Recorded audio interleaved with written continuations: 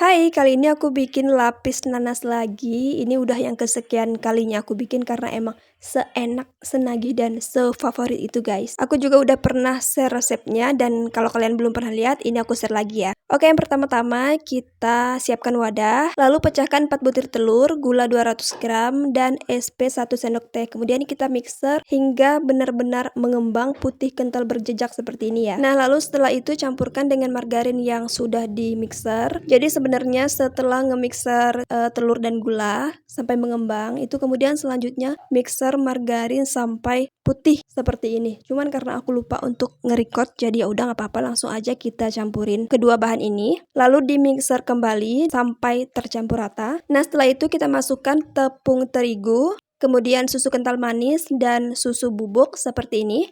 Lalu kita mixer kembali hingga semua bahan benar-benar tercampur merata ya. Di sini aku pakai speed rendah aja untuk mencampurkan bahan-bahan. Nah, setelah semua rata, diaduk-aduk menggunakan sendok sambil diseka-seka bagian pinggirnya supaya tidak ada adonan yang terbuang ya. Kemudian siapkan loyang yang sudah diolesi margarin dan tepung seperti ini. Lalu dialasi dengan kertas minyak supaya bawahnya itu nanti tidak lengket. Lalu kita tuang adonan ke loyang. Ini aku menggunakan sendok sayur ya. Jadi cukup 1 sendok sayur seperti ini untuk per lapisnya. Lalu diratakan dan panggang sampai kecoklatan seperti ini. Dan jangan lupa ditekan-tekan pakai penekan lapis supaya nanti hasil lapisannya itu cantik, tidak ada rongga seperti itu ya. Nah, kita lapis lagi untuk lapisan berikutnya sama seperti tadi, cukup 1 sendok sayur seperti ini. Jadi ini kita bikin 2 layer terlebih dahulu ya sebelum memasukkan layer ketiga yaitu selai nanasnya. Nah, setelah itu kita panggang dan layer ketiga ini kita beri selai nanas ya. Lakukan hingga selesai dengan cara seperti tadi. Jadi setiap 2 layer kemudian baru dilapisi dengan selai nanas seperti itu. Lalu timpa lagi menggunakan adonan seperti ini, kemudian diratakan kembali. Nah, ini adalah lapisan yang terakhir ya. Jadi nanti setelah semuanya matang, itu jangan lupa untuk dibakar lagi menggunakan api bawah sebentar sekitar 5-7 menit. Supaya apa? Supaya matangnya itu benar-benar sempurna dan merata seperti itu ya. Nah, ini hasilnya ketika sudah dingin ya. Dia memang agak